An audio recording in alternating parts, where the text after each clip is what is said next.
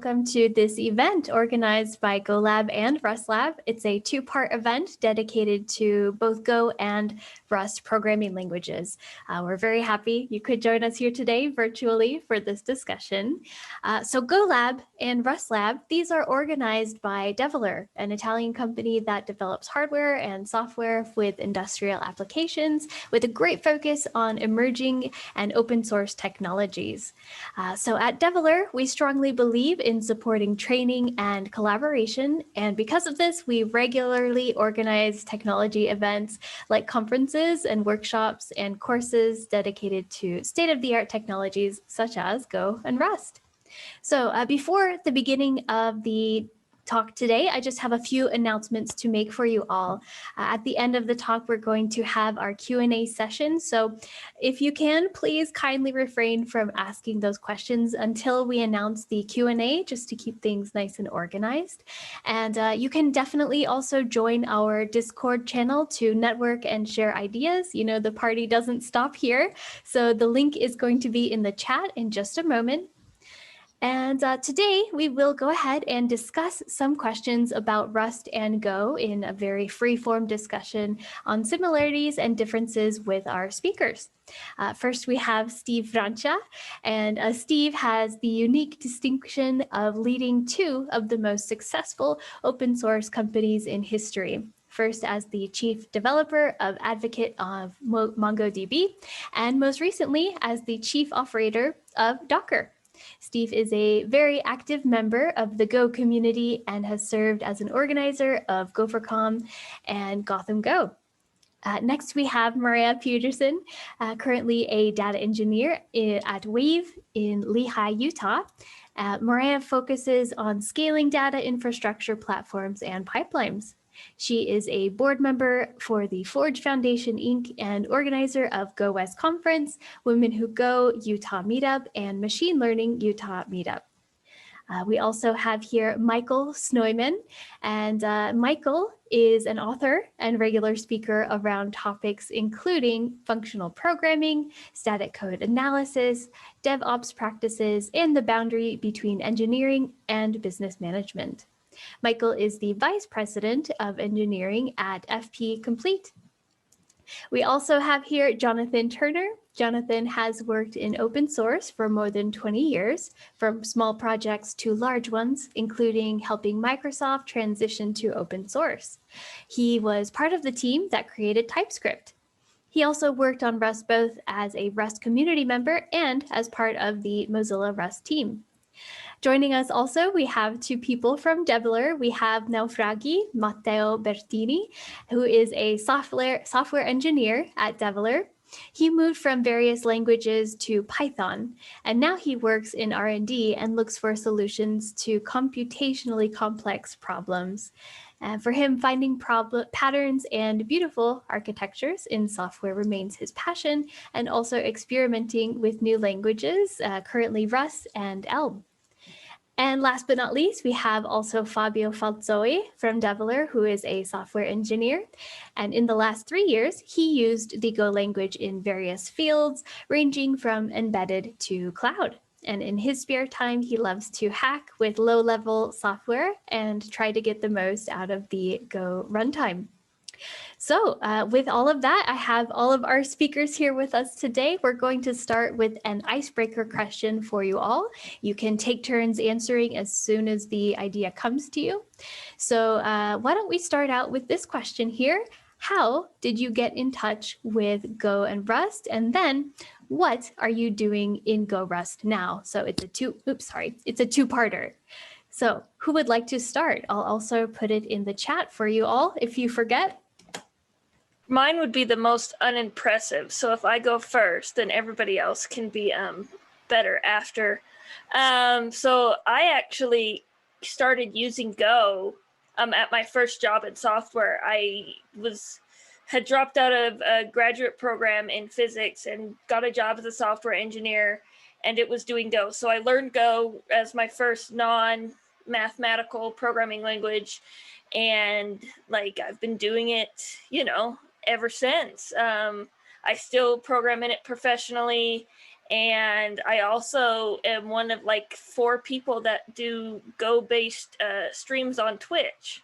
So that's like my claim to fame right now is like, you can find me on Twitch. I tried doing Rust on Twitch last week, which I don't know, Rust is hard. So Rust is way harder than I have time for, but yeah. And I like to be involved in the Go community just because, I don't know, the community is the fun part of the language, I think, you know. Actually, if I could follow up on that, on the note of Rust is a hard language, that's probably how I got into Rust in the first place. I come from the Haskell background about the past 12, 13 years. And Haskell and Rust share a lot of similarities at the type level. And as a result of that, there is a large group within the Haskell community that's been paying attention to Rust, looking at it, trying to glean some ideas. And a lot of people have been moving over to it in some ways. And I decided, you know what, I've been doing Haskell for a while, time to learn something new. And I did pick up Rust a few years ago. Found it difficult to learn at first, I agree. I think that's improved. A lot of the ergonomics have improved over the past few years to make that a little bit easier. And at this point, I spend my time using Rust in a combination with other languages. We find Rust to be really great for creating command line tools, for example. And in addition to that, spend a lot of time on the teaching side of Rust. I can go next. We'll give Jonathan a little more time to wake up as he's joining us from New Zealand. So I'm Steve. I first got involved with Go when I was at MongoDB. I was running our client libraries team, writing drivers in every language, or lots of languages, and we decided to add a couple more. So we added Scala, and I spent a few months learning Scala first, and then we added Go, and I spent a few months learning Go, and I really loved it. I just was really taken by it. This is like 8, 9 years ago. I can't believe it's been that long. And then I started with it. Before that, I felt like I was a polyglot. I was really excited to learn all these languages. And then once I learned Go, I was like, I'm done. This is my language. And I immersed myself in it.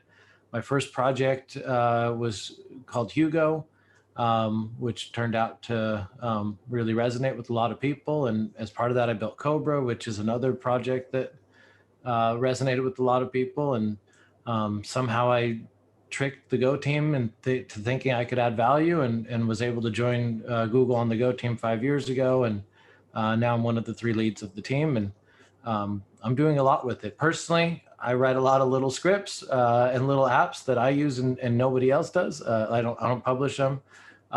Professionally, we're working on generics. We're pretty much finishing up modules, which has been a 3-4 year undertaking. It feels like an overtaking. It took over everything, really. And all the Go releases, and then case studies and papers, articles like the one I wrote with Jonathan, and it sounds like a good transition to him. Thanks, Steve.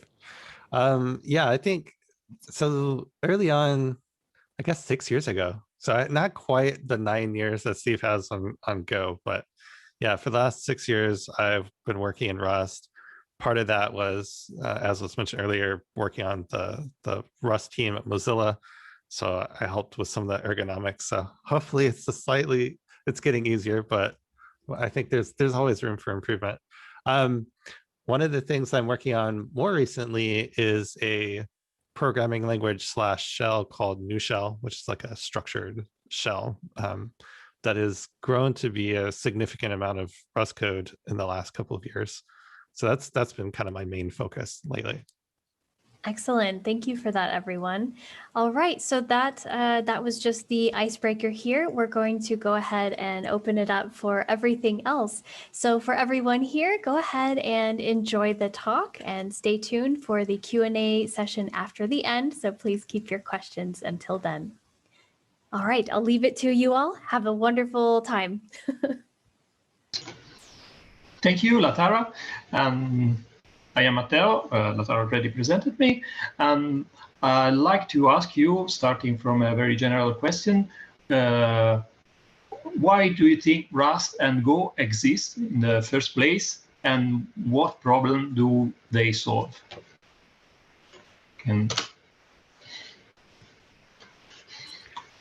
I think maybe kind of speaking from my background, which is more in programming language design, I think whenever you show a new programming language, the first question that people ask is why? Why make a new one? And I think there's kind of a natural inclination to say, well, can it be easier? Can it be better? Can it be more ergonomic? Can I improve the amount of time that I'm spending writing code? And for something like Go, I mean, it's pretty obvious. The first time you pick it up, there was an eye to how fast you can get from 0 to 100, while you're working in this language. Like other languages may not be designed with that in mind. I think with Rust, there was a different mentality. Can I pick up and have full control over my system in an extremely safe way? And so you get a different set of designs. Yeah, I'll just piggyback on that. I think there was a bunch of factors that were happening. So this is, from my perspective, we had really three camps of languages, of popular languages. We had the dynamic languages like Python and Ruby and PHP and JavaScript, which promised high developer productivity, but they had limitations on performance. And then you had I call them like the enterprise languages, like C# and Java, which have kind of their own thing, but and then the other set is C and C++, which are all about performance, but complex and not safe. And in the middle, I think Java and C# were the enterprise languages. They feel cumbersome and kind of bloated, and there's a bit of a generalization, but no one's really thinking of them as nimble languages. So you kind of have nimble languages and then really fast languages that are unsafe, and then kind of these enterprise, kind of slower to develop, but reliable languages. And so like that was the climate. And I think Rust and Go saw that opportunity and took very different approaches, which we love. We love that they took different approaches to solve the same things. As Jonathan said, with Go, it was the idea of, well, can we have something that's high performance, gives you low level access, but actually takes away features and simplifies things and really makes the experience of reading the language a pleasure, and as easy as possible. And with Rust's approach, they really wanted to go after that high performance place, but in a safe way. And it's crazy how many bugs we have because of lack of safety of these dynamic languages and of these high performance languages, of which both Rust and Go no modern language should be unsafe, or shouldn't have safety as a real focus of it. And that's one big similarity to them, that they saw this opportunity and went after it. There's a bunch of other things like that we can look at. Concurrency is a big driver of both languages as well, and the end of Moore's law. But I think reality was there was just a big shift in the industry of an opportunity for safety and higher performance and more efficiency, and more scalability across multiple developers writing on the same code base. That's a huge focus of Go, and I believe it's a big focus of Rust as well.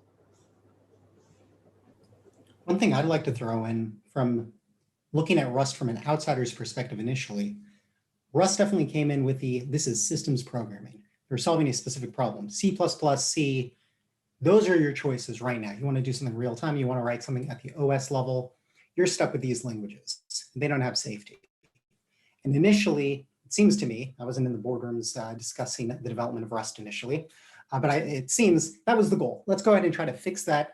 Let's add in the bare minimum we need in order to get a language out there that can solve those specific problems in a safe way. What's amazing to me is that it has evolved from there into a language that people are happy to write anything in. And now we're talking about applications, front-end apps, back-end apps, mobile apps, everything going on there. So I find that very interesting from the why does this language exist? The why of the language existing in this case has really changed into a completely different ecosystem, I would imagine, than anyone ever guessed initially.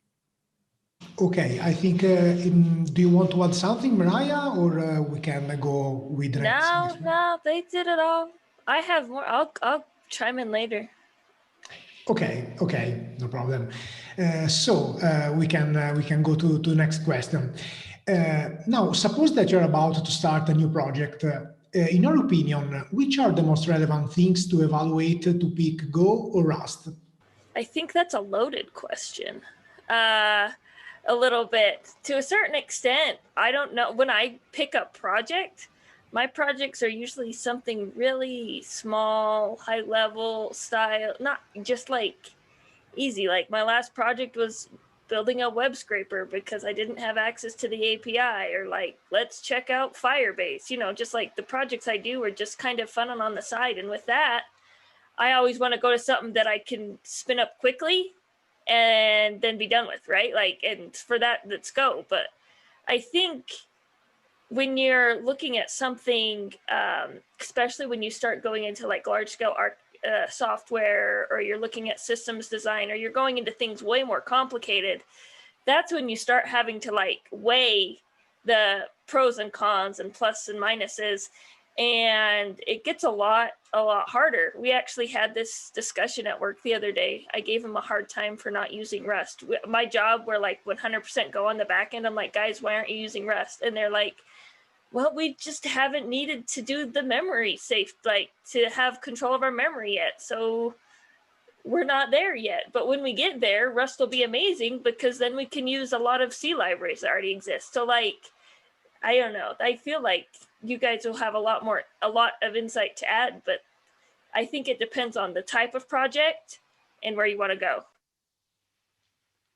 Yeah, I think so maybe a month or two ago, Jonathan and I co-wrote and published an article on Go and Rust Better Together.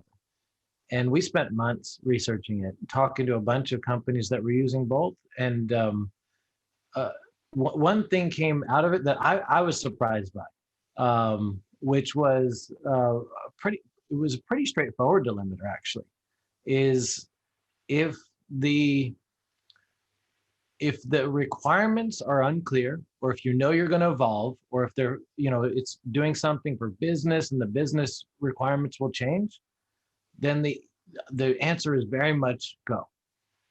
And if you're in a situation where performance matters more than anything else, then the answer is very clearly Rust. And there's a gray area in between those two, right? Not everything fits in one of those two things, but it's surprising how many things do fit in one of those two things. And for me, I thought that was like so insightful, because often, like, I just think of my experience, and like Miriah is saying, a lot of times, most of my things fit in that first one, where like it's kind of exploratory. The requirements aren't really all that clear. We're going to do it, launch it, iterate over it. And then I think of other things, which frankly, I don't write many of these things, but there's, if I was writing something like a encoder for video, I know exactly what the output needs to be. I know what the input is, and those are not going to change because it has to encode it in a certain way. Rust is such a clear answer to use there, because it really, can maximize the efficiency of that process. And especially if you're running that at scale, the advantages that Rust gives there's no other language you should choose. But yeah, I was kind of surprised to have that. It's so clear when we were talking to these different users of both. They taught us that. At least they taught me that. Do you mind if I ask a question on that?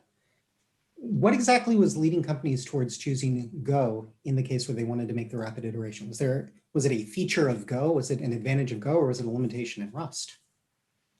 Actually, I'll let Jonathan answer, because I think he was the one who actually did the interview that led to this insight. No, I think that's a good question. I'm trying to remember. I feel like one of the things that came up, if you think about Go, there's an easy way of kind of tear down, rewrite. So if something isn't how you want it, you can just kind of pull that out and rewrite that part pretty quickly. So what people were seeing in this one particular case that Steve was referring to, they wanted to deal with the changing like requirements from business. So next week, maybe the business requirements change, maybe the business logic needs to change.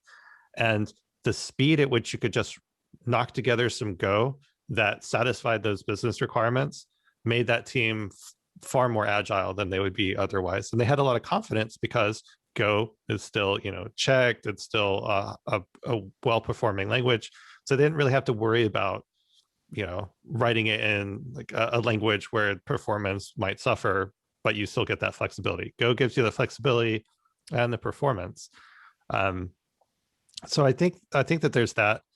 When we're talking about the power of Rust in that context, the ability to encode that logic as like type system, like almost like little proofs in the type system, was an advantage. So if you had something that was really an important piece of the business logic, you could just write that in Rust and then make sure at compile time that business logic was always, like, that requirement was always met every time you deployed. And so that's like high confidence deployment in that style is available to you, but there's a time cost that's associated with encoding your business logic in the type system. So if you wanted agility, or if you wanted a sense of deployment at high assurance, there's kind of a choice that you make in terms of language there. That makes sense. So thank you. That makes a lot of sense to me. And I'm glad you pointed out the idea of encoding the business logic at the type level, because that's definitely a technique that I really appreciate with Rust. The thing that I would have said slows me down in Rust in those kinds of situations is, as you're making those kinds of rapid changes, the non-business changes that need to get included as well, the ownership being the primary example. Do I need to wrap this in an arc? Do I need to have a reference here? Do I need to have an owned object here? All the different kinds of trade-offs that are accidental complexity being thrown in. I can definitely see that being a stumbling block that Go, for example, wouldn't have.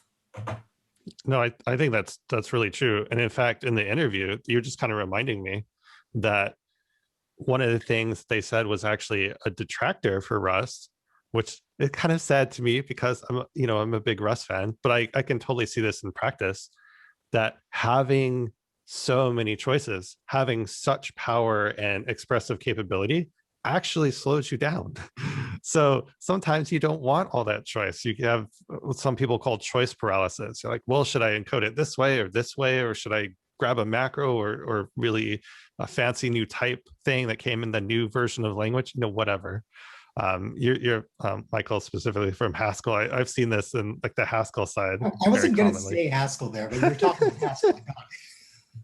But it's a similar friction that's like almost an accidental friction. When you have a very expressive language, you actually hinder how fast you can think and solve a problem. And I think the simplicity of Go is a powerful strength in this situation where you don't have to think about it. Like, there's commonly one or two best practice. You just shoot straight forward, just pick the right one and go. No pun intended. I think there's one more feature of Go in addition to this that really is what it took me a long time to come around to why this was so brilliant. But the composable nature makes it so modular and so easy to pull one thing apart and plug another thing in.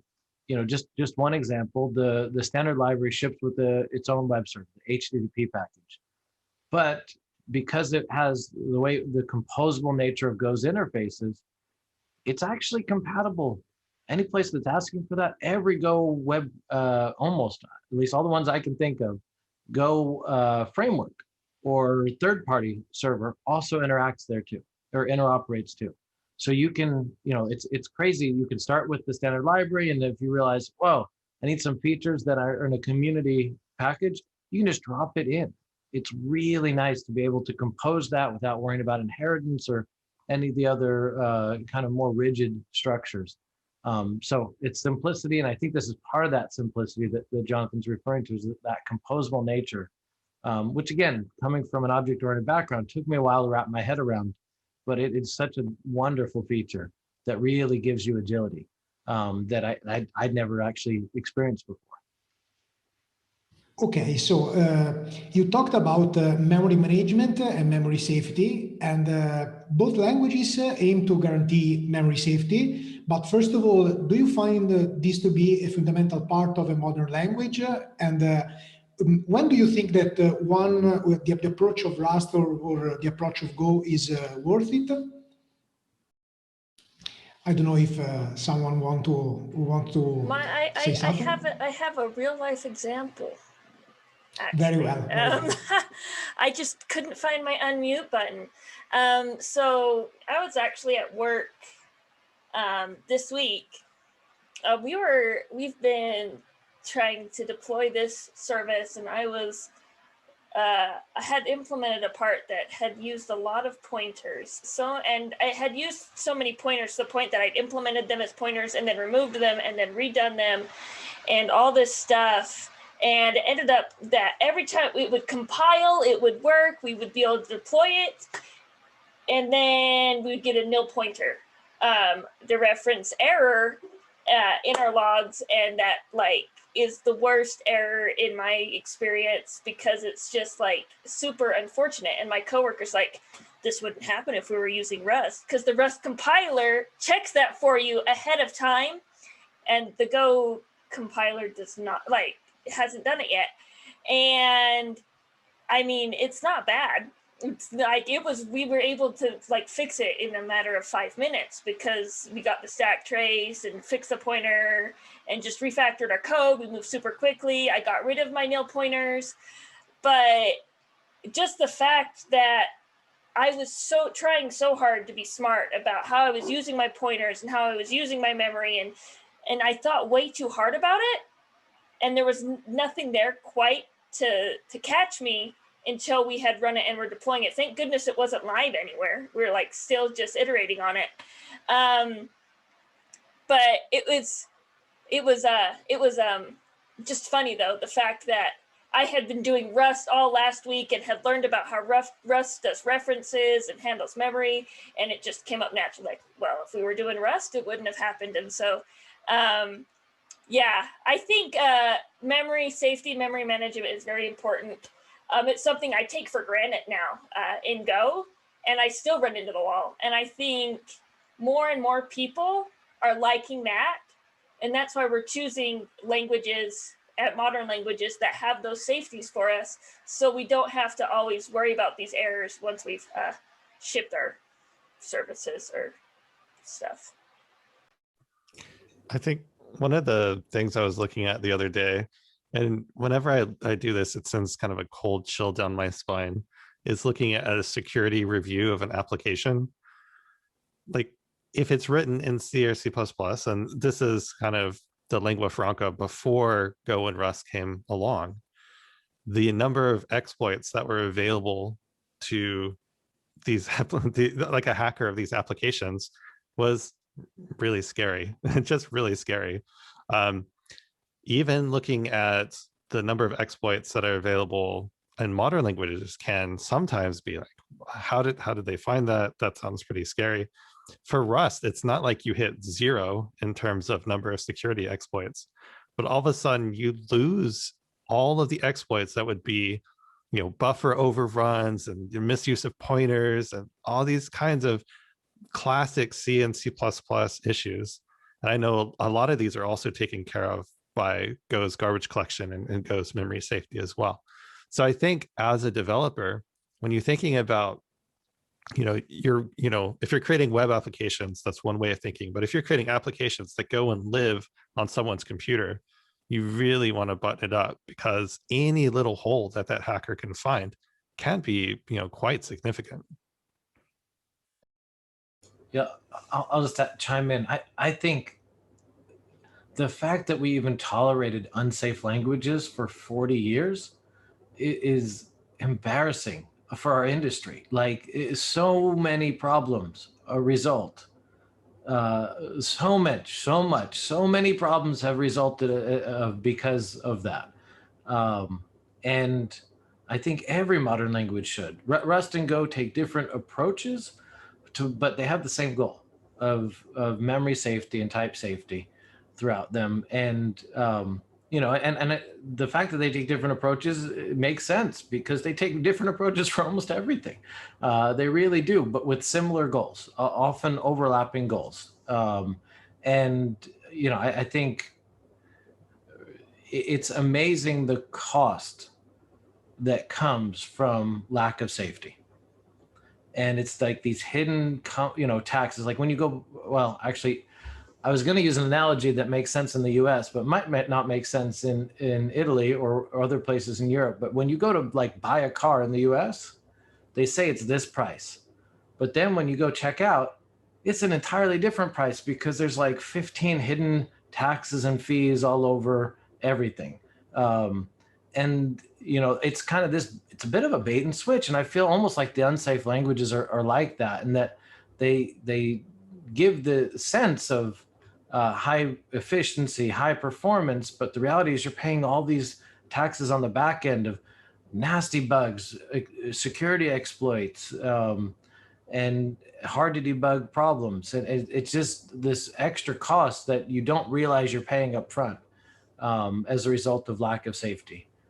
So yeah, I think it should be fundamental for any modern language. And I hope we never have an unsafe language again. I think between Rust and Go, they've proven that either approach is successful in safety, and really you should be using, you know, one of these existing approaches. And now perhaps you touch it. I have a question on another big part of the Go language. Go is born with the support for concurrency built in from the one. What do you think about the Go approach? And do you think Rust is going to offer a similar developer experience, or perhaps it's beyond scope? I'll talk for the Go side. I mean, Go's support for concurrency is brilliant. I mean, full stop. This idea of lightweight threads is kind of the actor model, like the traditionally you'd call it technically, but that plus channels at high performance, and all of a sudden that is like your main model that you're building things with. You know, we had some languages prior to Go that, you know, were successful in their domains, like Erlang as an example, but Go is the first one that hit the mainstream and hit it hard and fast, like in terms of people understood it. That was one of the first times they really got it and they picked it up, and then that became like an effortless thing. People are then writing concurrent code just like over a weekend of just dabbling, and then they come out on Monday morning and they're ready to start writing some serious code. I feel like that's just like a brilliant piece of design to allow developers to hit that ground running like that. Jonathan, you're probably the best person to answer the second part too. Of like, should I go for it? Yeah, keep going. Okay, so the Rust, I would say the Rust design is really firming up. So we have async await, which grew out of the C# world, and a lot of languages picked it up, JavaScript being one of them. And this ability to write your code synchronously, and then to go back through and sprinkle in annotations that then lift that code into a more concurrent state. And that's kind of the way that at best it works. I think in some cases it does kind of work like that. And for Rust, I see that this concurrency model, this async await, as that continues to mature, is going to feel pretty darn good. I think we're at a growth stage now where we're getting more of the ergonomics in place. We're getting the library support in place. So it's kind of growing towards that. There's also the parallelism side. So we kind of use concurrency and parallelism, and forgive me, my academic background is going to show through in a second, but parallelism meaning being able to run on multiple hardware threads at the same time, and concurrency meaning that you can take tasks and interleave them. That might be on a single hardware thread, or that might be on multiple hardware threads. So being able to then take your workload, break it apart, and run it on multiple hardware threads is easy in Rust. It's so easy it looks fake. So you write your code in a straight line way, and then you put par iter in front of your iter, something like this, right? You download one crate, you put one word change, and now you're running on multiple hardware threads at the same time. So all the safety guarantees that Rust uses for memory safety apply to running in parallel safely. So you get maximum performance without really having to rewrite your code. Yeah, it really feels like a superpower of Rust if you want to go down the parallel path. Again, it doesn't even look real when you first do it. I'll chime in on the ergonomic side. I wrote a series called the Rust Crash Course on my blog. Course 7 was covering Tokyo 0.1 version of async, well, before async await. That was one of the hardest blog posts I've ever written in my life. It was difficult. It's hard to understand the ownership. It's hard to see what's going on. You're in closure hell, if we can call it that. Ownership can go in all over the place. I think it was like 6 months after that, maybe a year after that, that async await landed. And then I got to completely rewrite the thing. It took me like an afternoon. And it was like, okay, yeah, that's the way it's done these days. So I'm definitely seeing those improvements. I still think that there's a lot to be learned for a newcomer with async await. And I think the ownership really does interact in a difficult way, which is probably it's a necessary evil, but it's still an evil for the learning curve. In the defense of Rust, or in the benefits of Rust on this, I've seen Rust be able to pick up bugs that no other language can really pick up by the send sync trait system.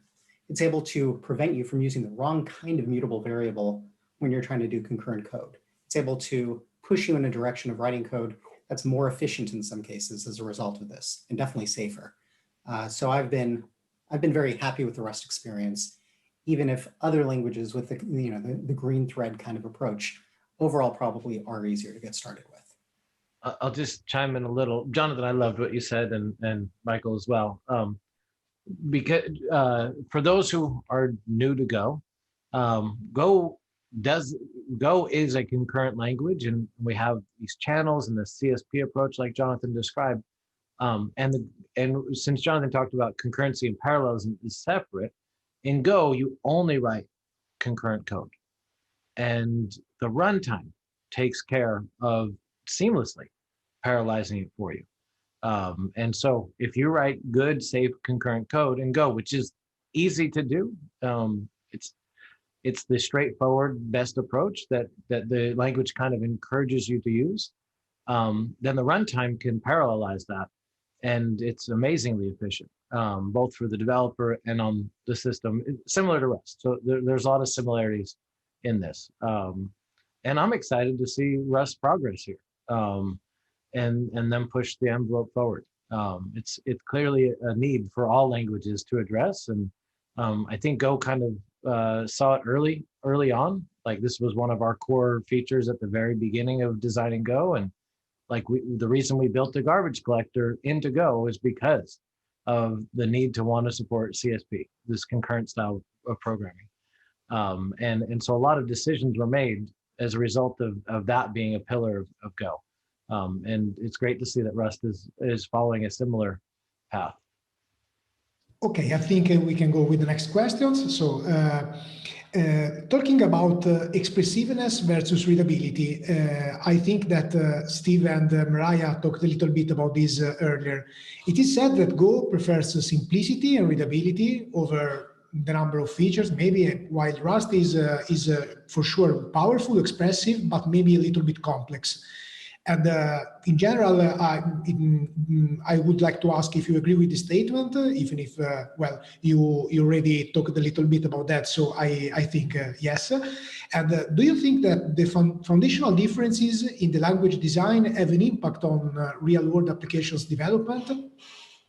Well, from my experiences doing Rust from zero, like, I didn't know what I was reading at first. I decided that for me, I can pretty much just look at Go code and figure out what they're doing by experience.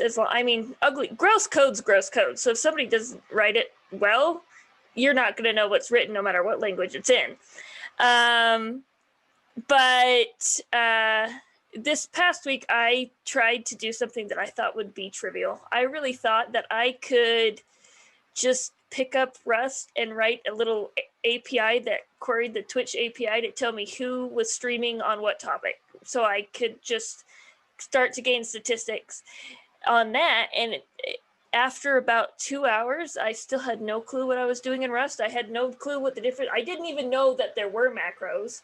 I didn't know what this async business was. I was trying to figure out which of the 5 different HTTP packages I could use were. And I was like, man, if I was doing this in Go, I would have been done an hour ago. And so I thought it was kind of funny. But as I stepped back, I was like, okay, day 2, I'm going to step back. I'm going to pull out the documentation. So I went back to the book, which is what Rust documentation apparently is called, and started going through things and going through it chunk by chunk, understanding how they wrote their functions, more about the syntax. And it's not quite as close to reading English as I feel like Go is, but it's still very programmatic, very organized, and very concise. I don't feel like it's super verbose in writing, at least in what I was able to do. And by the end of last week, I was a lot more comfortable with reading Rust. Do I feel like I could go whip out an API? No, not as quick as I could do it in Go, but I've only been doing it a week. So like, does that impact real world applications development? Well, I think, yeah, like we're going to choose the best tool for wherever application we're developing. If it's an API, for me personally, I'm going to do it in Go. If I want to go build something to go communicate with my toaster, I'm probably not doing that in Go. So, it depends on, I think, the use case. So I'll add a little bit here. I think one of Go's superpowers is its readability. I remember back 9-ish years ago when I started, there were no books yet written. There was the language spec, Rob Pike's Effective Go, and the standard library. And that's how I learned Go. I actually learned it I read the spec, which is really short. I don't remember how long it took, maybe an hour. Mostly grokked it, honestly, which surprised me. I was like, it was very encouraging that I could read the language spec and like come away with it feeling like I understood most of it. And then I just started reading the standard library and looking through it. And I shocked myself that I could read the code. And like I rarely encountered something that wasn't very intuitive to me. Like there was a little bit of channels and how you pull from them that was kind of a new syntax that I hadn't seen before. And but for the most part, it was like really straightforward and readable. And I think that holds well today. Like it's pretty easy to look at any Go code and figure out what's going on. And how that translates to applications, people much smarter than me have said that software engineers spend most of their time reading, not writing. And especially when you're on a team but even if it's just yourself, a lot of the time you're going to spend is reading code you wrote before and trying to put that back in your mental state of what's going on. But if you're on a team, that's times 10 because you're reading code that you didn't write, someone else wrote, maybe with a different style or a different approach. And so the ability to just read it and grok what's happening and then carry on, I think is really Go's superpower. And there's an interesting property of Go that comes as a feature of this, which is we're all developers, so I think we can all relate to this. When you're on a team for a while, you start realizing people's like fingerprints. Like you can look at someone's code, if you're on a Python team or a JavaScript team, and you're like, oh, all right, Susan wrote this because I can tell this is how she does X or Y, and you kind of get these fingerprints on things. And Go doesn't have that. In fact, Go it's a really boring language in that sense, in that it, like, I look over the code our team writes. I have no idea who's writing, even though I've been on this team for years. It's just like good Go code just looks like good Go code, and there's really one way of doing most everything in it, and it's really hard to put fingerprints on it. So I think that's one of Go's superpowers. I don't think it's one of Rust's superpowers. Which is why I think it does kind of speak to the way that one of Go's strengths is really on that developer productivity and scale across teams. Well, maybe just to kind of counterbalance Steve, I think he's right up to a point. But one of the things that I thought in practice when you're using Rust at scale is that while you can definitely tell who wrote different parts of the code base, so it definitely has that fingerprinting thing that Steve was talking about. One thing that Rust gives you is that if I'm looking at a PR that just came in from someone I've never met, there's so many things I don't have to think about when I'm looking at this PR, because I know that the compiler is checking behind the scenes all kinds of things for me. So I can just look at it and say, are they solving the bug? Is this the correct solution? That's it. So if everything else is building and running, all that type system, the borrow checker, everything is kind of checking a bunch of boxes for me behind the scenes, that for me as a reviewer really expedites the process, that I really appreciate. I was going to +1 that on the Rust compiler. I think that's my favorite thing about the Rust compiler is by the time you get it to compile, you know it's good working, you know, code. Like there's just a lot of things about that compiler that just saves you headaches, especially in like code review, PRs, or establishing the functionality, like the underlying functionality of, you know, a working program that may not be the problem you're trying to solve, but there's a lot more into your code than just the one problem you're trying to solve. One thing I'll point out about both languages is I love the fact that they both rely on formatters. So that's at least one set of fights that doesn't happen anymore. Yeah, +1. And for those not familiar with what that means, there's go-fumped, or we say go-fumped. I don't know. Do you say rust-fumped? I say it because go-fumped is go-fumped. I have also been saying rust-fumped with the caveat that I have no authority to say that.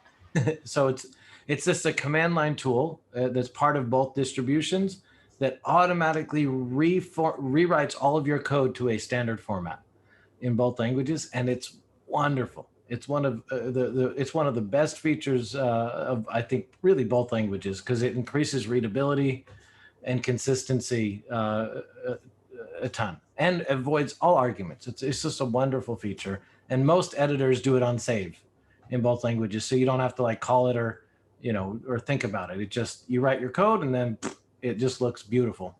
Well, as beautiful as it can look for code. I can't imagine going back to a language where you don't have that anymore. I truly can't. Like, just turn it on CI, have a little CI check that they've run the formatter, and there's so many arguments that you don't have. I think it's time for a break. Okay. Yes. Yeah. Hey, everyone. We're going to go ahead and take a 5-minute break. So go ahead, get some water, whatever you need. We will keep the countdown going for you so you'll know when we start again. So enjoy the break and see you in 5. All right, everyone. Welcome back from the break. Let's see, we have pretty much everyone. Okay, we'll just wait for 2 more. Excellent. Okay, we're all back here. So we're going to start with part 2. And for anyone who has questions, please stay tuned because we will have the Q&A afterwards. So please, please, please be patient with them. All right, I'll leave it to all of you. Enjoy the second part. Okay, thank you very much. And we left us talking about tooling and Go from Rustbot. And again, about tooling. What can you share from your experience in solving complex problems in Go and Rust about the tooling you use and what helped you? And what approaches you can suggest to deal with hard to tackle bugs in both languages? On your choice. So I'll give my standard answer on that, which is define your types very clearly, leverage the type system, and this is a Rust version of an answer.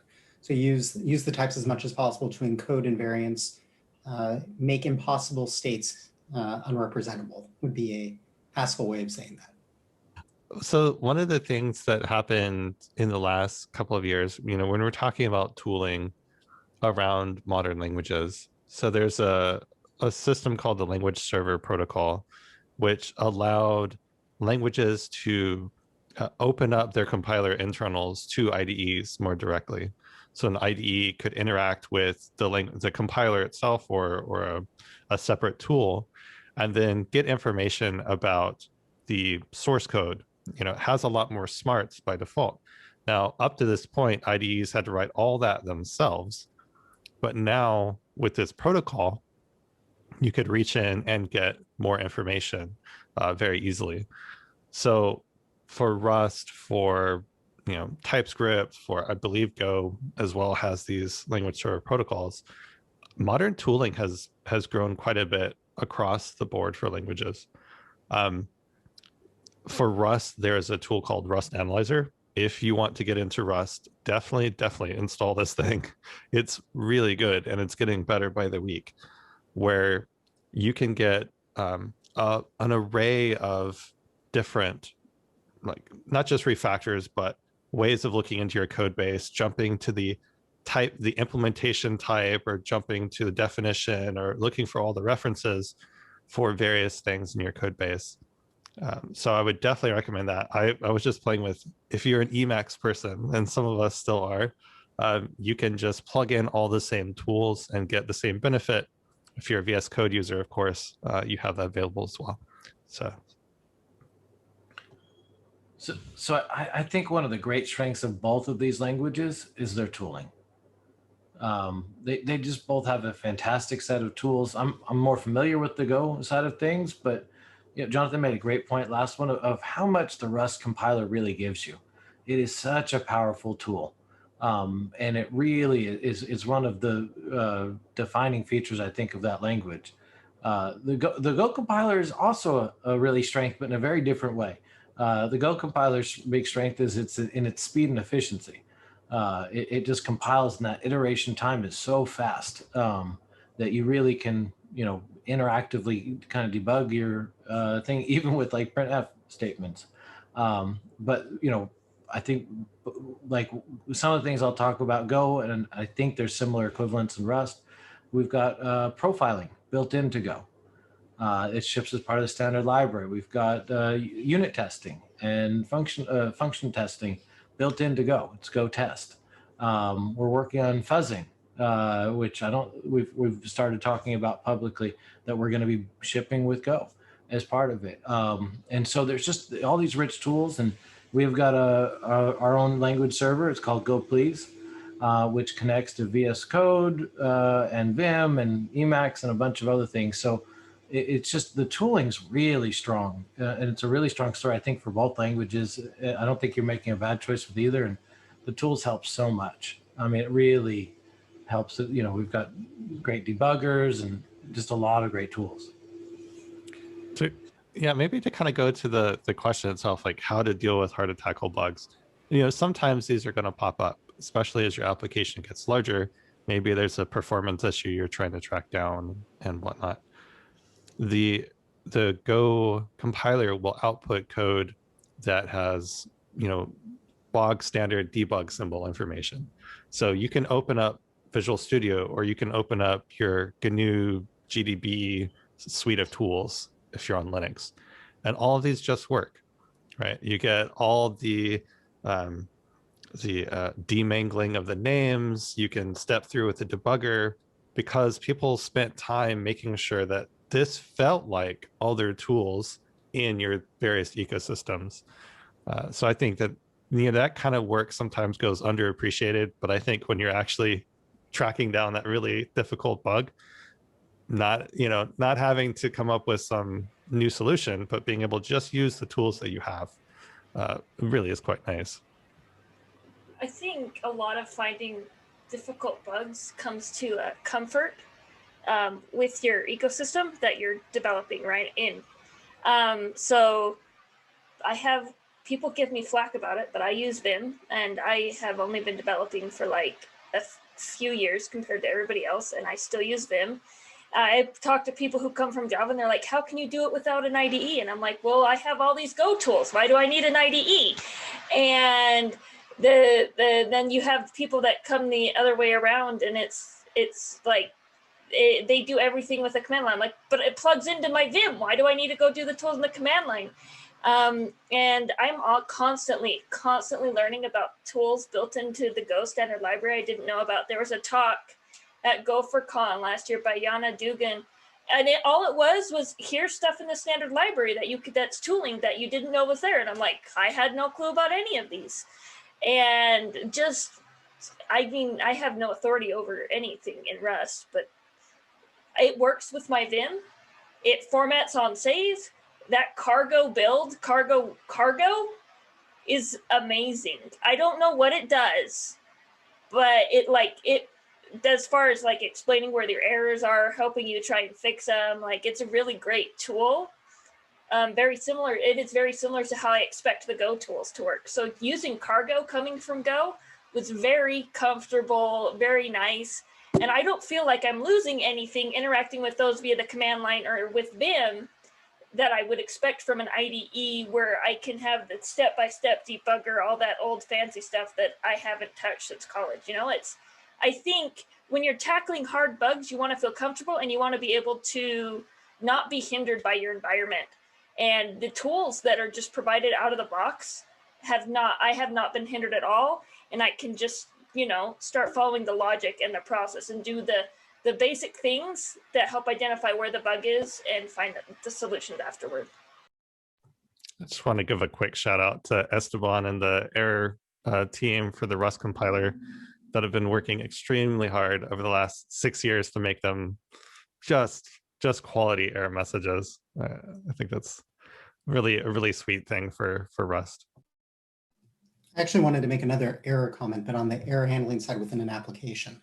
One thing I've really liked about Rust is with libraries like Anyhow, it becomes very easy to add contextual information to the errors. So when you're debugging something that crashed in production or on some user's machine and they've just given you whatever was spat out by that, being able to make sure that you have enough contextual information to figure out what was the program trying to do, what URL was it grabbing, what file was it opening, why was it doing those things.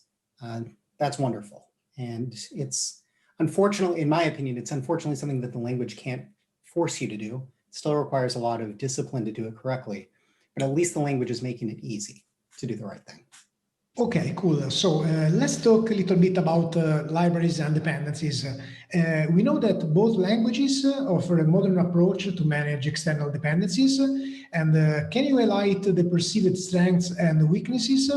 I don't know if Steve maybe wants to say something, because I remember that he talked a little bit about the modules in the first part of the talk, but you know, the question is for everyone clearly. I can start, that's fine. So Go got, every language gets some things right and some things not quite right. And we learn and we iterate and evolve. One thing that Go got really right was our import statements are canonical URLs.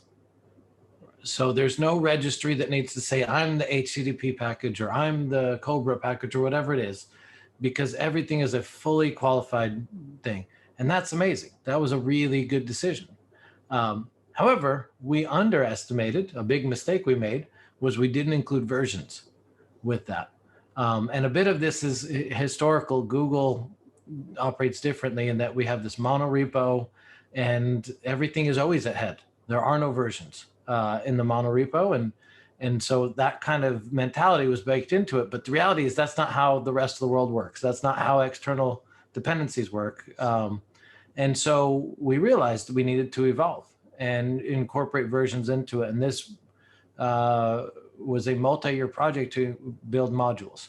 And our goal here was to retain the simplicity of the early design, but add versions into it and intelligence around those versions. And you know, one of the great features of Go's early one was we had no diamond dependency problem. And there was no dependency hell. Of course, with everything always being at head, you can't have diamond dependencies because there is no versions to have, you know, any of those things. And so we took a very novel approach in designing Go modules that makes it so we still avoid those two problems. And using Go modules, well, they're not perfect and we're still ironing out a handful of bugs left. For the most part, it just works and it works beautifully. I think it's a really nice system, and one of the nice things about it is it's totally decentralized. And so you can host on GitHub or GitLab or your own private server, or Google Code or any place that you want, and the Go tooling just works with it seamlessly. Of course, Cargo was also one of our inspirations, and I think one of the big strengths of one of the advantages of kind of going last in building a modern system is we got to look at the smart decisions that Cargo made, and Ruby Gems and NPM and all the other ones, and really spent time with their authors and kind of looking into it as we designed the Go one. I think I love where modules ended up. I think it's a great system now, and it's really designed to be as simple as possible while giving you all the flexibility you need. And the community's largely come around to it. It was a big shift that had the whole community had to come to it. And at this point, I feel like we've been largely successful at that. And hence we're kind of returning our attention now to our next big problem, which is to tackle, which is generics. But we could talk about that later if people ask questions about it. Just kind of following on from what Steve was saying, Cargo, to my mind, was one of those superpowers of Rust early on. So it was part of Rust before Rust was even 1.0. The whole community just immediately kind of latched onto it and then began growing an assortment of different crates on crates.io, which is like the main crate repository, though you can use other repositories, especially if you're a large corporation and you want to have a private repo, you can totally do that. But a lot of crates are shared in one place, so it's easy to go find, where do I do the HTTP crate, where do I get an FTP crate, something like this.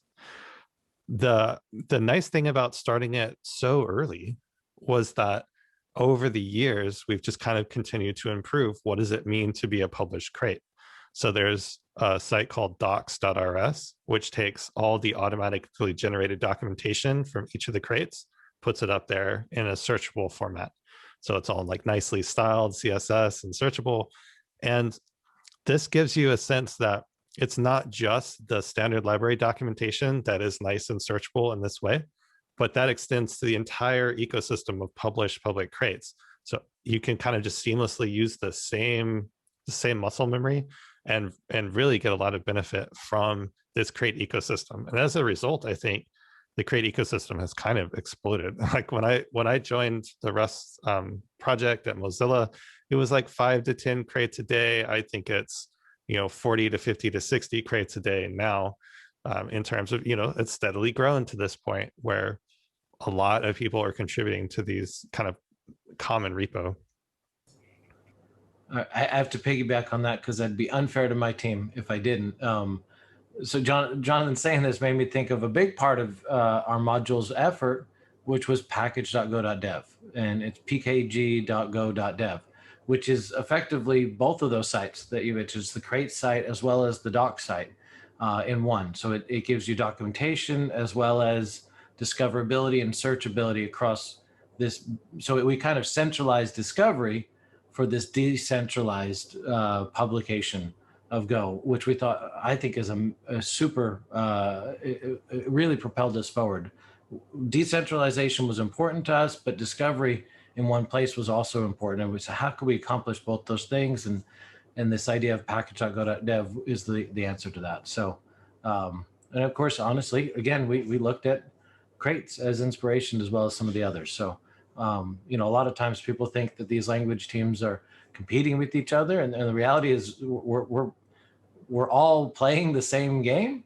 And we really there's a camaraderie about that. And we really benefit from each other's experiences and learnings. And there's a lot more conversations between teams than probably anyone realizes. But, we celebrate when other teams have successes, and we'd like to learn from, their successes and failures. And we hope they do from ours. Changing a bit our target, both languages has promises about stability of the language, and so reach some point of maturity. And so the question from the developer side, is, will my project build again in 10 years? I have LTS release to maintain. And is this on the language side a superpower or a burden? The Go one's an easy answer here. So far, since Go 1.0, we've had a compatibility promise, and any code written for Go 1.0, with the exception of some obscure security fixes that required some changes, will build today. And we're at, 10 years later, over 10 years later. We debated if we needed to iterate to Go 2.0 when we introduced dependencies and modules and generics. We're happy that we didn't. We found a solution across those that was able to extend the language without breaking backwards compatibility. And so at this, I don't know when Go 2.0 would happen, but I can tell you it's not on our roadmap anytime soon. And our real hope is that in 10 years, your code from today will compile with Go. Yeah, I think the same thing is true for Rust. So one of the questions when we were before, like we hit 1.0 and then we're starting to look into, will there ever be a 2.0? And around 2018, Rust 2018 being a major version of Rust, like the first major version of Rust to follow 1.0, there was a lot of questions. Should we break back compatibility? How should we break it? How will the tool support it? And the cargo tool that goes with Rust ended up being a very interesting solution into the problem, where in your cargo package, in the configuration file, you can just say what version of Rust you want. And it doesn't matter what version your dependencies want. Like they each can pick their own version of Rust that they want. And all of this compiles down to this intermediate representation that is supported through all versions of Rust. So it really gives you a lot of flexibility in terms of, yeah, we can continue to improve the Rust language. Like if we need to make a breaking change, we can. And we did so in 2018. We're going to do so again in 2021. These little improvements that we need to make in the language to make sure that it continues to grow.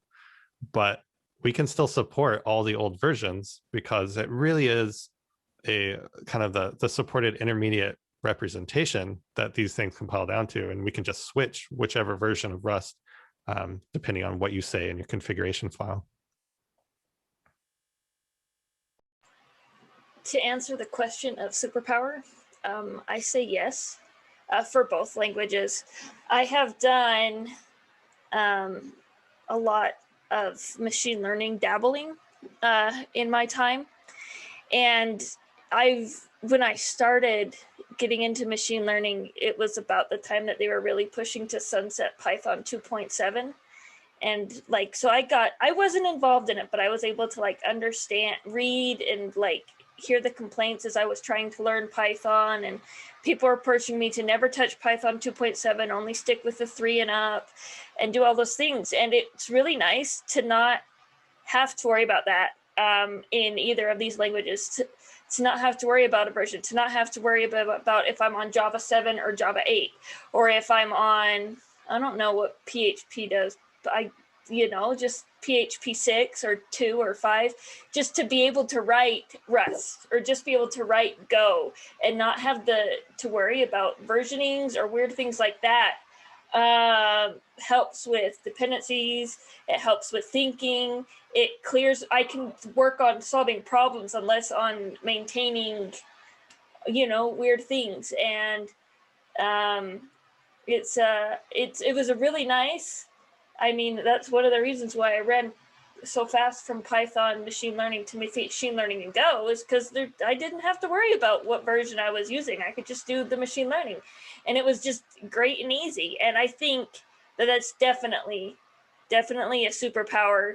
And I think the communities like it so much that it would be really hard to be able to start with not having that kind of compatibility. So I'll add one extra thing here, which is kind of part of the question. Ryan made me think of this. Is Go has an extra feature here, which is not only will it continue to compile and build, but the language has been so stable for 10 years.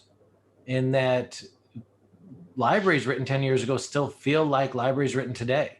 Like it doesn't feel like it's a different flavor. And so like, you know, other languages like Java's had great compatibility, backwards compatibility built into it, but old Java things feel old, and it definitely feels like it's a different language. Now, with all that said, when we introduce generics, there's going to be an element of that that won't be as entirely true, although I really believe that most libraries don't need generics and won't change at all. There's a handful of places that will and take advantage of it, and you know, you'll notice that, oh, this could be, if this used generic types, it would probably work a little more efficiently. But even with that, it'll still feel like Go and look like Go, and that's one, you know, awesome thing. Like you look at a tutorial from Go from 10 years ago, and it's modern. It still is the exact same way it would be today. And that's you know, honestly, like you say, well, it feels like you're standing still, and it's a lot of effort to feel like you're standing still and make 10 years of progress. Like it's really, I give our team a lot of credit for, you know, our strong ability to say no to a lot of things and really keep our focus on that consistent experience. Even though we add features here and there, it still feels very, very consistent and stable. Just to piggyback for Steve and Go. I mean, when you work on programming languages, there's the temptation is so strong to just add something, make it, oh, but if we just added this one thing, this one use case would be so much nicer. And a superpower of being able to do a Google search and then an article pops up that was 5 years old, and I can just copy and paste that code and no one looks at me funny, is a superpower of Go, and really isn't a superpower of Rust. I'll just be honest. Rust's best practices continue to evolve, and year by year, if someone sent me code and I look at it, I can almost tell you what year that was written. It has that fingerprinting that Steve was talking about earlier.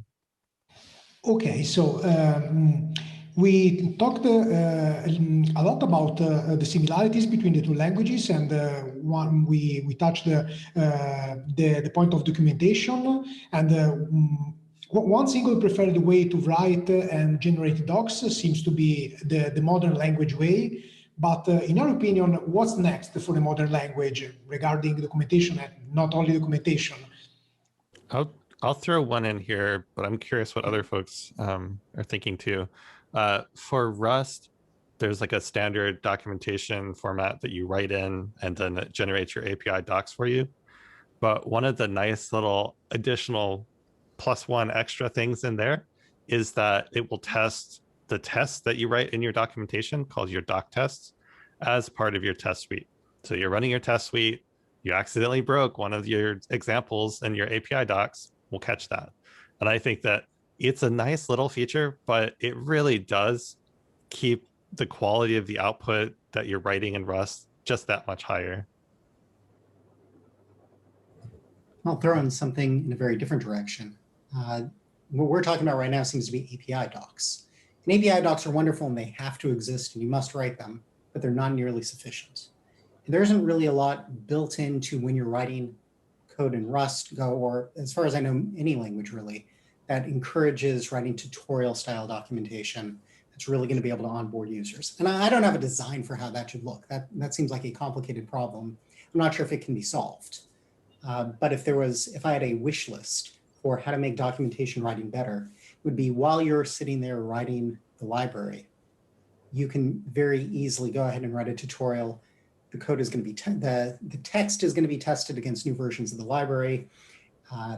That same kind of integration that you were just mentioning, Jonathan, would exist at the tutorial level as well.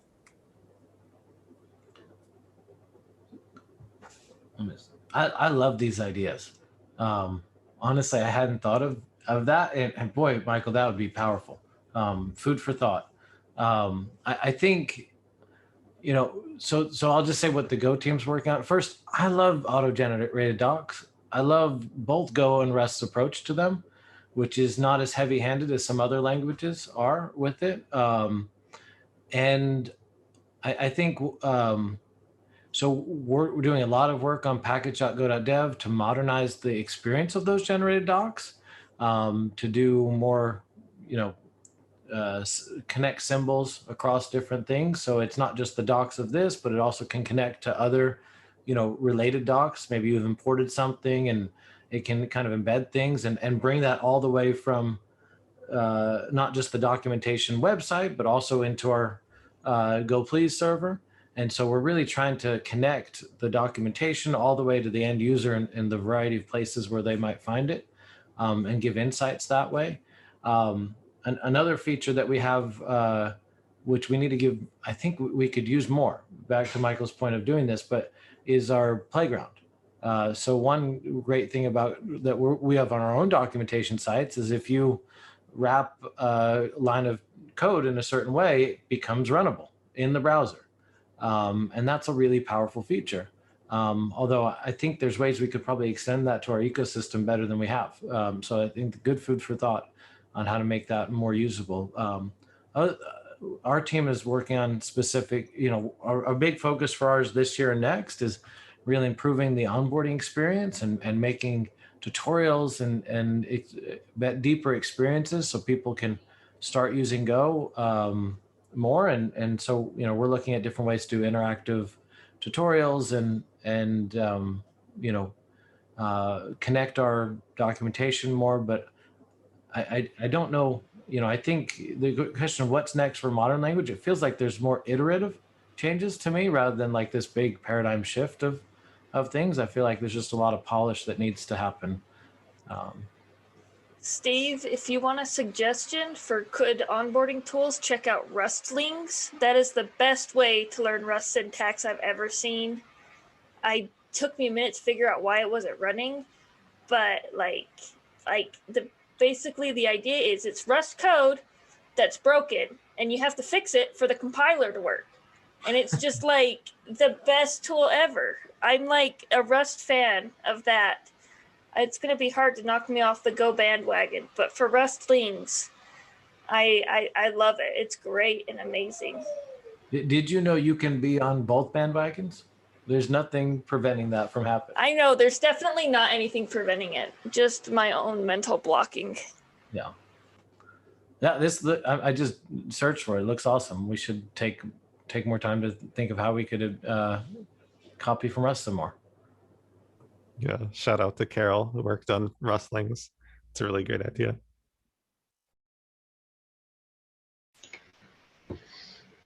Now I'd like to ask that moving outside the language itself, once you have found that Go or Rust is the most suitable technology for your use case, what can we say about the rest? So support, community, hiring, all that surround the language itself.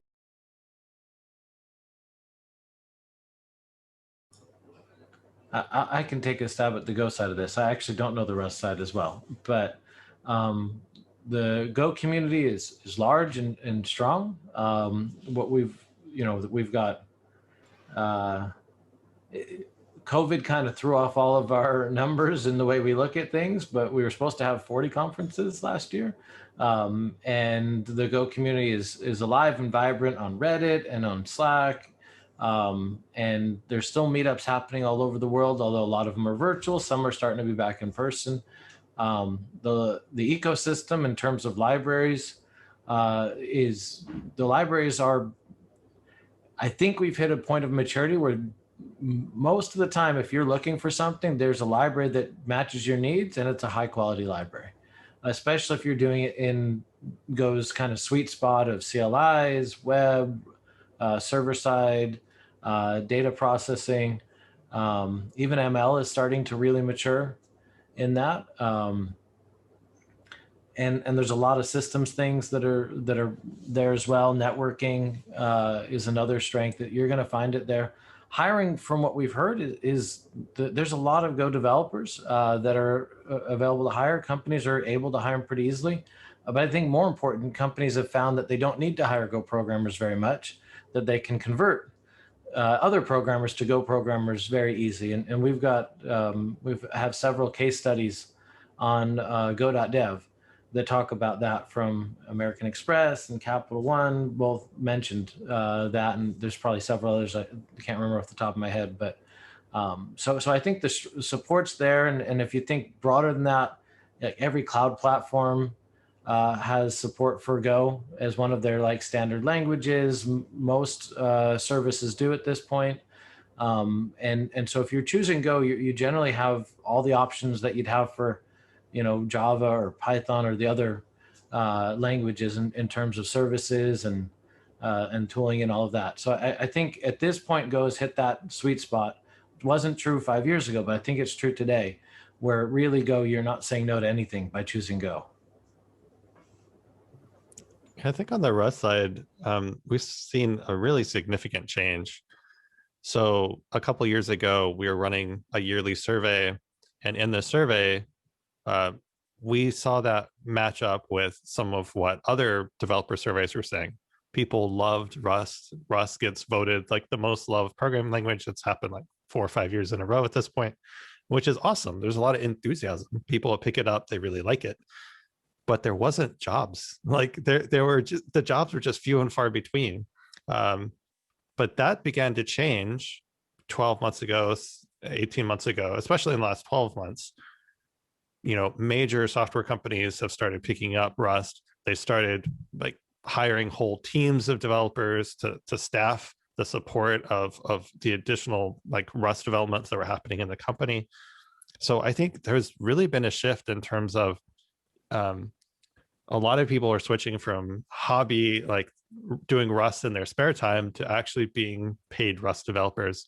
I think that's really growing kind of Rust reach into commercial environments. So you'll have, if you're looking for, I would really like to hire a Rust expert, great. I think that in a sense, the expertise is kind of spreading out in terms of they're just not just hobby programmers anymore, but they're coming from actual industrial experience of using Rust.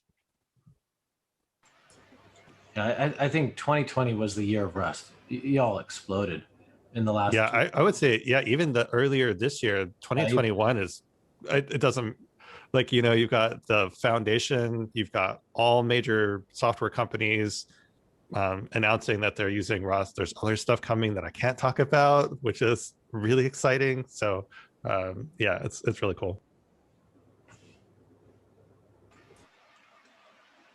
What has surprised me the most is the in the community aspect is this kind of like a hidden Rust community. I feel like, for me at least, the Go community was very out in front of my face. There's Gophercon, which is huge. There's a Slack.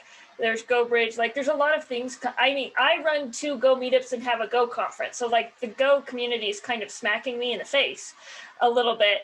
But I started when COVID hit, and I had to buy all this stuff to give talks and do these presentations. I'm like, well, I might as well jump on Twitch. And so I started getting on Twitch, and there's not very many people doing Go on Twitch, but there's a lot of people doing Rust on Twitch. And there's a lot of people watching Rust on Twitch and giving tips for Rust on Twitch. And then I found out that there's a Rust meetup local to me, and now I'm on their Discord, and I think I got half of them to watch this, actually. But they're giving me tips on what to say. It's a super hidden community of people who have a ton of talent and a ton of knowledge and are really wanting to help. It's not quite as publicized as I have had experience with the Go community, but it's just as embracing and just as supportive and just as willing to help and mentor with projects and with learning and with career development and everything that somebody new coming into the language would want. One thing I've picked up on with Rust is just how many places, how many different sub-communities there are. I found out not too long ago about the Zulip chat, which shocked me that there's just this entire extra place on top of Reddit, on top of mailing lists, on top of the discourse and everywhere else that I'd already been aware of. So yeah, I've been very impressed with the enthusiasm, the activity, and the willingness of people to come in, help explain a concept, help explain best practices, whatever the case is.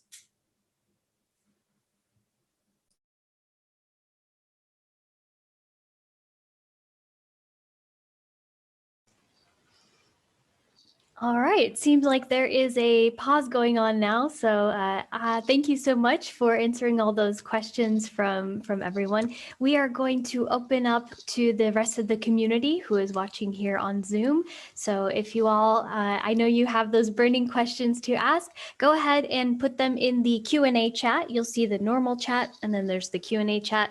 We want you to ask those questions in the Q&A chat so we can show them to everyone. So thanks. We already have one from Tim, so I'll go ahead and present this to all of you. And it says, I don't know if it has already been discussed, but what's Go's standpoint on sum types and the safety provided when compared to Rust's enum types? I'm probably the right person to answer this, although I'm probably not the right person on the Go team to answer this, just on this panel.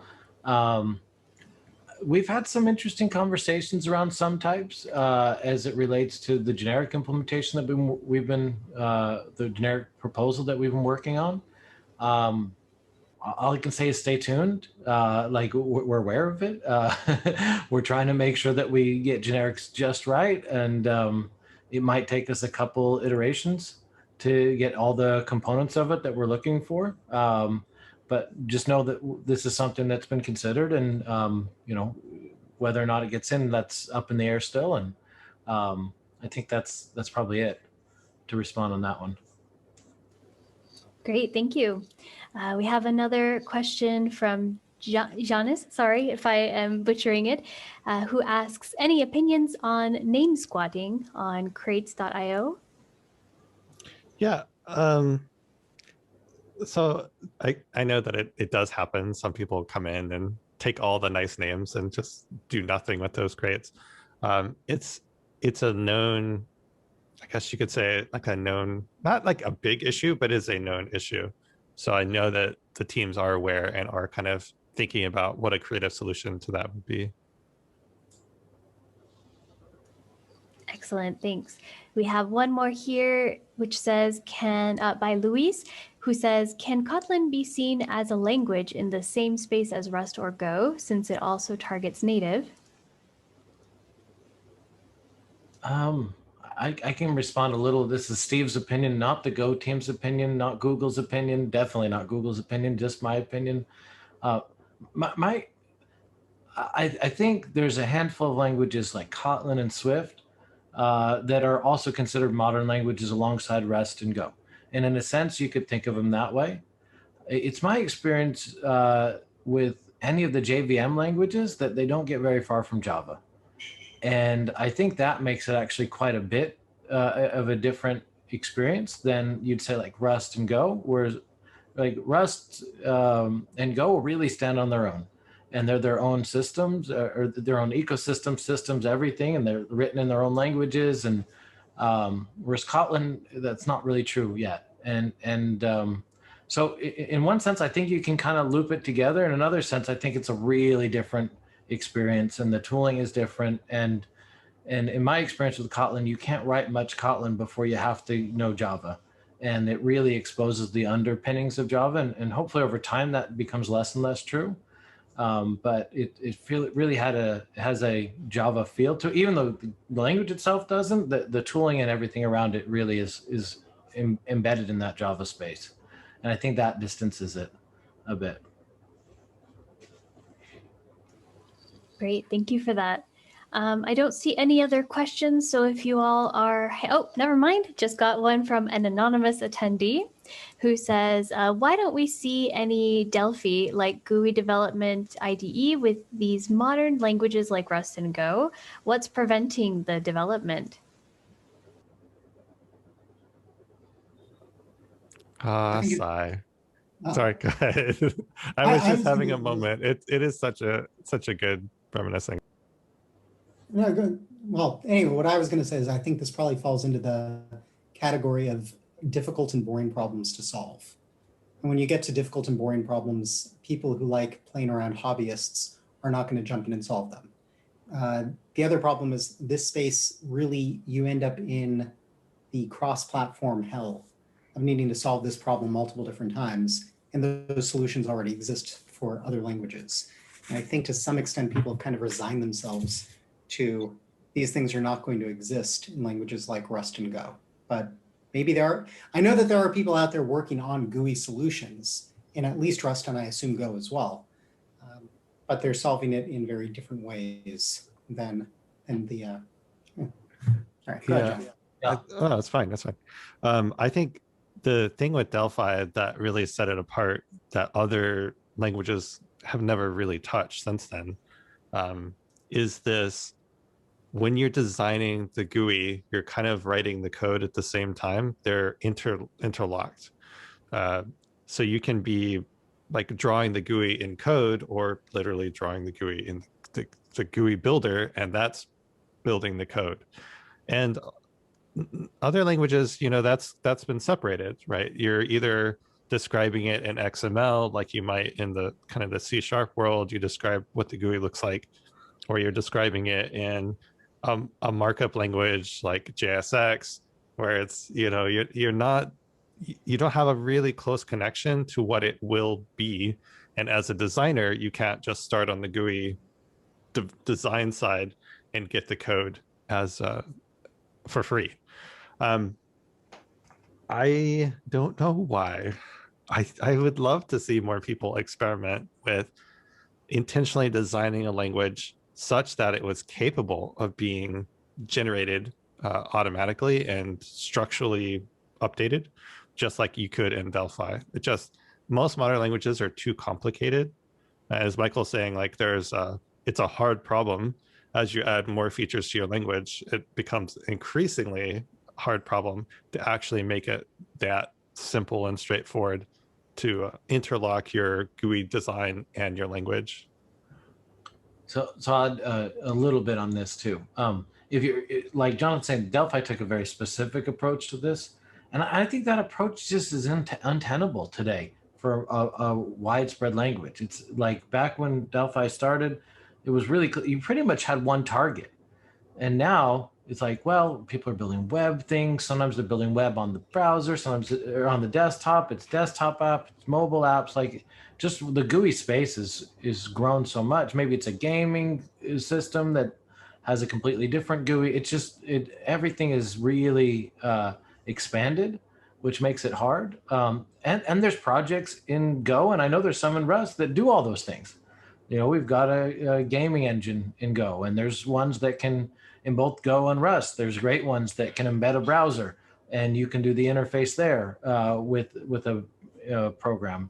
And there's WASM support, and there's lots of things there. So there's work being done, but I just think the world is, it's really beyond the scope of either language to really think of it in the Delphi place. And I'd say, but for an analogous, Flutter's somewhat doing this for Dart. Like I think if you want to look for a tightly integrated GUI experience, Flutter and Dart are doing it, and that's I consider that a modern language that we actually probably should think of in the same boat as Rust and Go. And it's really the GUI language. If you're writing mobile and desktop, and they're starting to do web, and they're really making tons of progress there with that. All right, thank you. Oh, sorry. Did someone want to add? I was reading ahead, so okay. You can already tell the next one's a Go question. Okay, yes. We are actually going to go ahead and do just 2 more questions, so we'll keep it short and sweet. The next one here says, let's see, maybe generics make Go more similar to Rust and loses the core features, simplicity and readability. After release, can there be more competition between Rust and Go, or will they stay in different fields of application? I don't think so. I don't think people choose Rust over Go because of generics. I think they choose Rust I don't think most people, I think generics and Go are to solve a handful of use cases where it has become a real problem.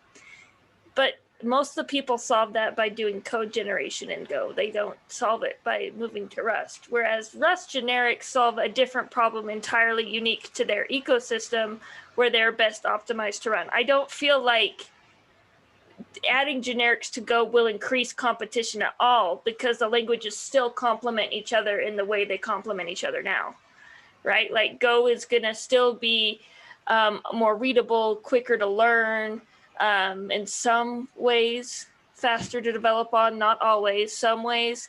Whereas Rust, you'll have more control over your memory. You'll have a lot more explicit control and like 12 other things that I don't remember reading about because it's just off the top of my head. Like, I don't think they're going to ever get to the point where they compete, because they just solve two different problems, in my opinion. I agree with that completely. I actually think generics is overblown for Go. Like it's overhyped. I'll say a little, like particularly as someone on the team helping to design this, although I'm not, I just review the designs the engineering team comes up with. Our team has been working on this for a long time, and it's hard to add generics to a language, but it's really hard to add them to a language and make the language simpler. And that's been our goal. And I think we're really close to accomplishing that goal. If you read the latest spec or the latest proposal, the code actually is more readable with generics, and it actually looks simpler. And we honestly weren't sure if we could do that, but if we couldn't, we wouldn't add generics. And I'm pretty confident that we have. There's going to be side effects that we haven't thought of because it does change the type system in fundamental ways, but I really think it's actually going to be simpler and more readable with generics rather than the current Go code. And read the proposal and see if you agree with that. But I really am optimistic about the approach that we're taking here. I would take a counterpoint on two aspects of what you just said. One, I actually do think that Rust and Go are often seen as competitor languages. I think people coming from the outside are looking at these two languages as, you want to write something, you want it to be a command line app or a server-side application, you want it to be fast. And sure, there are plenty of differences between the languages, but overall, can they solve the exact same problem in many cases? Yes. There are some things that Go is better for, some that Rust is better for. But I think there's a large group of people out there who are saying, yeah, I got to choose between these two languages. And following up on that, I do think generics is one of those dividing lines. I think when people are analyzing which of these two languages am I willing to work with, some people are going to say, I'd rather choose the simpler language that doesn't force generics on me. And other people are going to say, I don't want to even get started with the language unless it has generics. So I do think it may be, you guys, I think, have both said from inside the Go community, you're not seeing a lot of demand for it. Maybe that's a selection bias. People who are already there are saying we are happy solving these problems in a different way. I think you're making a great point. And I think you're right. Outside of Go community, we hear a lot of demand for generics, which one reason we're pursuing it is we do think it'll help unlock adoption for specific use cases. I think you're probably right. People do on a surface have to make a decision between Go and Rust, but I do think as you get into them, it's a clearer choice than a lot of choices are when you're going to use one or the other. And sometimes the answer can be either. And that's a good answer too. If your team knows Rust or if your team knows Go, and it's either, go with that one. But you're making good points that I think it will unlock some things for some people for sure. And we've heard that plenty. Our latest survey and the one before were very clear about that. Excellent, thank you.